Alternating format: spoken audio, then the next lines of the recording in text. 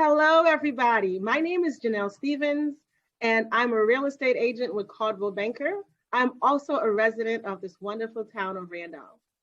For those of you who don't know, I am doing these recordings because I am just so proud of my hometown and all the many different talents that we have in the small business that we have. And I want to make sure to highlight them to you so that you can, come and take advantage of some of the many things that Randolph has to offer. Today, I am at the Stetson Hall, and I'm dealing with the Artisans. The Artisans is a collaborative of all these different individuals, small business that are coming together and sharing a space. I'm just so excited, to see when I go in there. My first introduction to the Artisan was through Mary's Tea. Many of you know Mary Fernandez, and I was told I needed to come in and pause and sip and have some tea. Well, I went in and I was just so amazed at all the different creative items that were in the shop. There were bags, there were earrings, there were so many different things. There were stones, I was just so excited. This month is Women's History Month. So what I've done is I've brought to you two of the women of the Artisans, and I'd love to introduce them to you today. We have Julie White and we have Miranda Peterson. There are several other members of the Artisans, and you'll get to meet them. But today we have Julie and Miranda. Julie, tell me a little bit about you. Hi, my name is Julie White. I go by Grace. I am a teacher of the Boston Public School System. I've been teaching for 26 years. Feels like 50. I love teaching. It's definitely a passion, and I teach drama. And which incorporates art, drama, music, dance, poetry, everything under the sun. And I teach K through 8. I'm a mother of 5 amazing children. Oh, wow. And I'm also a wife. And yes, I love rocks, and rocks are my passion. And that's why I started my business. All right. Good. That is a lot. That's a mouthful. You're doing a lot of great things. I'm going to have to talk to you more about the drama and stuff like that on the side because my daughter loves those things. Miranda, tell me a little bit about who is Miranda? Hi, Miranda Peterson. Fun fact, my initials are MVP, so Miranda Victoria Peterson. Mm-hmm. I am very artsy. I love stories. So I'm very into gritty stories. I'm very into action, drama. I love video games. I love things that really kind of like are thrilling and interesting. I have a very strong travel bug. So when I was in school, I traveled a lot, been to Asia, been to Europe. And those are things that kind of work their way into my own business, my own crafts. I also really love dogs, though I don't have one yet, but I will. Okay. And I am a sucker for apple pie. I could be on the strictest diet, and if you put a slice of apple pie in front of me, I will cave. Hands down. Mine is pound cake. Pound cake, no icing, no anything. That is wonderful. See, I told you guys we have some dynamic women here today. So I know the Artisans have been together as a collaborative for many years, and I know you guys are very new to the Artisans. Tell me about your journey, and when did you start, and when did you join the Artisans? So, Julie, you want to go first? Because mine is kind of connected to you. So I started as part of the Artisans about a year ago. This September would be a full year. I was at an event selling rocks. I sell painted rocks, and I do rock parties. And someone said, I want to introduce you to this friend of mine. Her name is Mary Fernandez. And the woman that was introducing me, name was also Mary. And I was like, okay, another Mary. And she introduced me to Mary, and she said that she had this shop, Artisans at Stetson Hall, and I should go check it out. So I went down and I talked to Mary, and it was unbelievable what she was doing at the shop. I mean, it was such a cute little boutique-y feel. And I thought, what a great space to have rock parties and to sell rocks. So it's been almost a year, and it's been a fun ride. I mean, COVID kind of threw a big monkey wrench in things, and I continue to push forward and sell rocks and have parties. I just got a big order to do a gravestone. So I love being an artisan. I love all things art and being creative. So that's how I got started. What about you, Miranda? So specifically to artisans, I know Julie from Jubilee Christian Church, and I lived in Randolph my whole life, but I didn't know that the artisans even existed. I didn't know anything about the building that it was in. But one day I was walking past because I think I had to drop off a library book, and it was a nice day, so I was outside, and Julie saw me from the window. And so I just looked up because like I heard something like banging on a window, and I looked up and it was Julie waving at me, and I was like, what is she doing in there? So I dropped off my book, I came back in, and that's how I learned about the shop. And I saw, and it really is, has a very strong boutique-y feel. I have been an independent author, and I've been freelancing for several years. So when I found out about the co-op through Julie, she recommended that I join to kind of have a space to put my work, to put my books and things like that. So I just started 2 weeks ago. So Wow. This past Saturday was my second Saturday. So I'm like the baby of the group. So I'm pretty new, but it's definitely fun. Sorry, what kind of books are you selling? I write young adult fantasy and science fiction. So I have high fantasy, so epic, so things like in the genre of like Lord of the Rings or like Chronicles of Narnia, stuff like that. Oh, wonderful. Yeah, those are the kinds of books that I put in there. Also bookmark charms. Okay, that is awesome. So you spoke a little bit about you've always really being creative. Julie, you talked about, love doing rocks and stuff like that. How long would you say you've been doing this? What got you started? Let me ask Julie first. What got you started creating rocks? As a teacher, I always try to find creative ways to bring community together. And my students were having just a rough time one year. And I thought, I love rocks. I'm always at the beach. Picking up rocks. And I saw a woman and she had some cairns, which is stacked rocks. And I was, very interested in what she was doing. And she mentioned a friend of hers. And I met this woman who has a trail, and it's called the Grace Trail in Plymouth. And from watching her do this Grace Trail and what it meant, I was like, wow, I could do a project like that with my students. So I decided to kind of take her idea, but make it more for children. Mm-hmm. And I had the students create rocks that had positive messages for the people in our school community. And every grade level had to paint rocks with kindness words on them and, positive messages, and they hid them all around the school campus. So students were able to go out for recess, and they would find the rocks, and then they would find a rock and give it to a teacher, and they would just loved the project. And I thought, wow, that, it brought so much joy to my school community. I was like, I want to bring this joy to other people. And I was coming home from a conference at church, and I heard, "You rock." Oh. I was like, what? They were talking to you? I was driving in my car, and I heard a voice. No music was on, no radio. And it said, "You rock." And I went, huh? Oh, wow. And it was as if I had just left a conference at church, and it was like a deposit. And I was like, oh my goodness. And the whole entire business idea came out.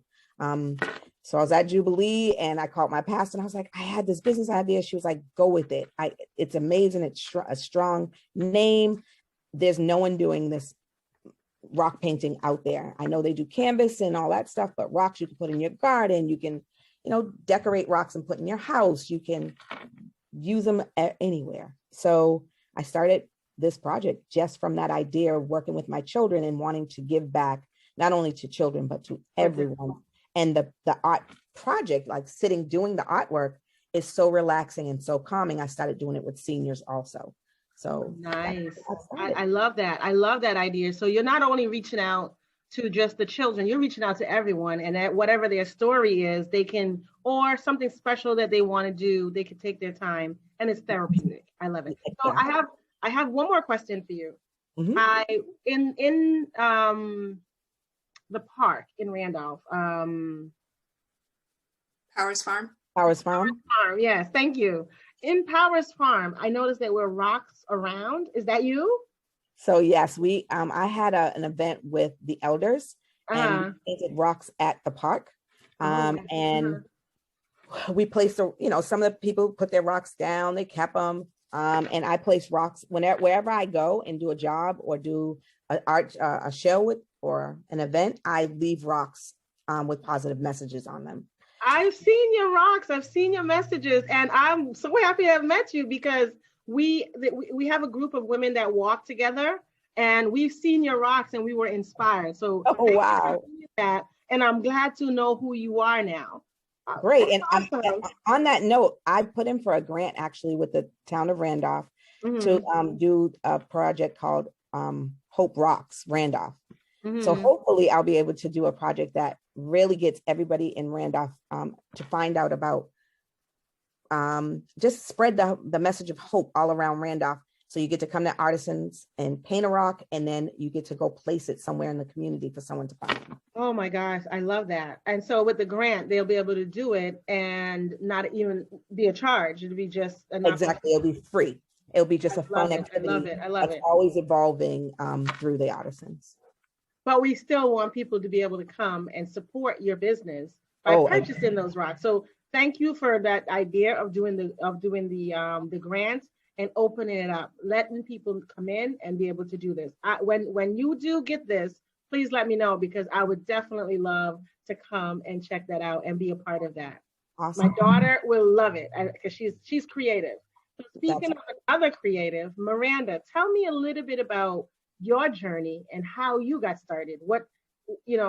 At what point did you start realizing I'm artsy? And not only that, I want you to specifically explain to me what's gritty. What was it? What's gritty? Oh, what's gritty? I need to understand what's gritty, because you talked about that. I'm like, I wrote that down because I'm like, I have no idea. So tell me a little bit about your journey and explain gritty to me as well, please. Yeah, so I've been writing for as long as I can remember. I remember I first started to love stories when my first grade teacher, she would gather us on a carpet in the corner of the classroom every Friday, and she would read one chapter of a book to us.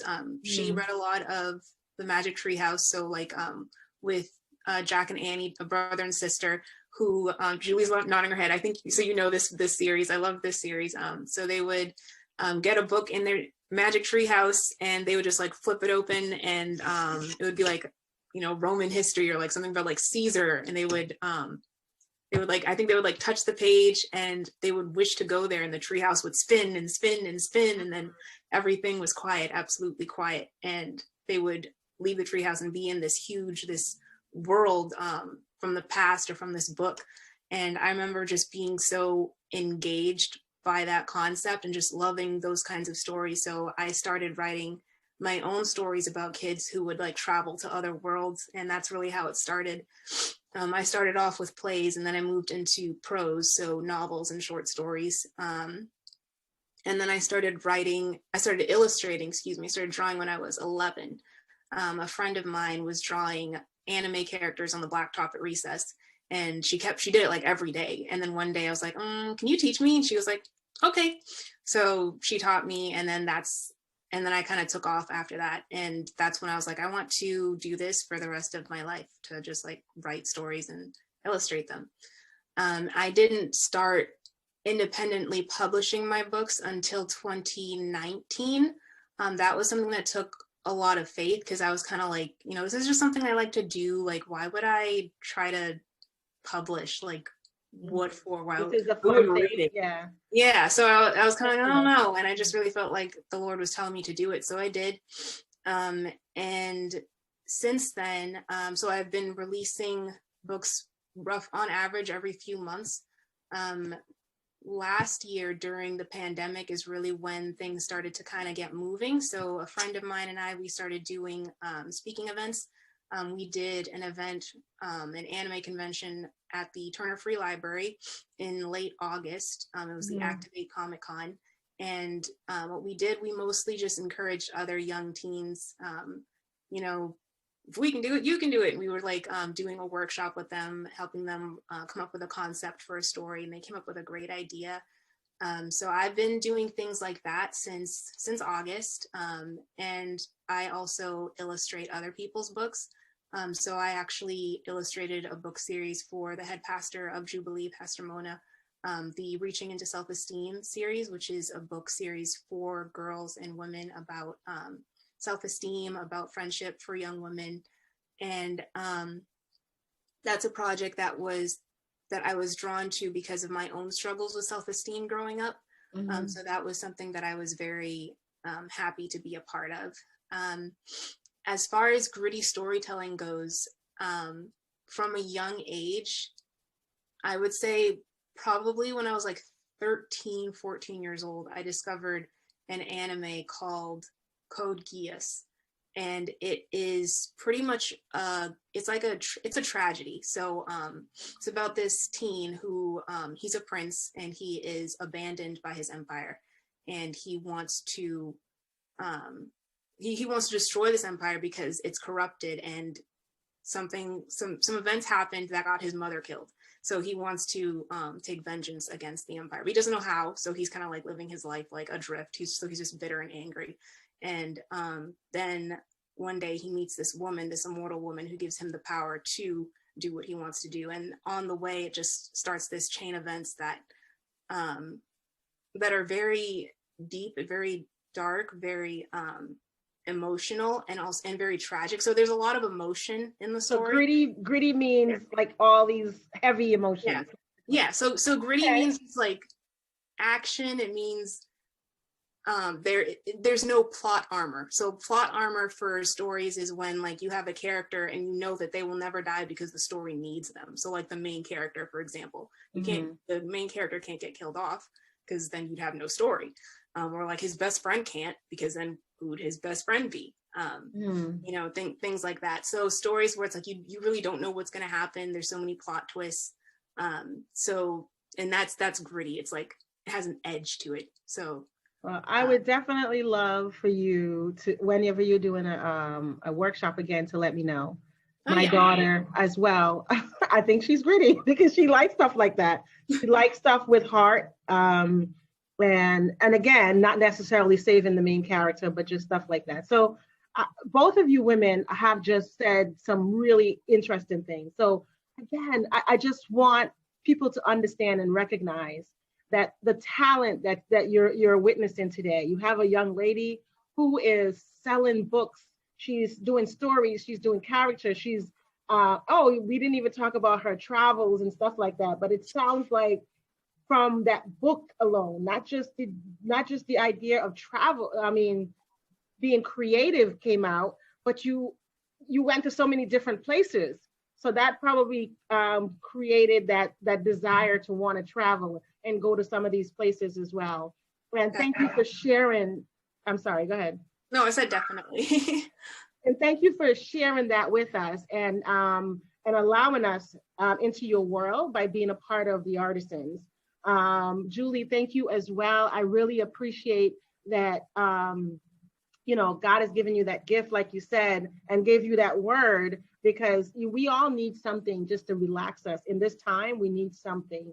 And I just really appreciate you two ladies. So before we end the interview, I just would like to see, where do you see yourself in the future? Like, where do you see this going in the future? Tell me, what are your future plans? If you wouldn't mind going first, Julie.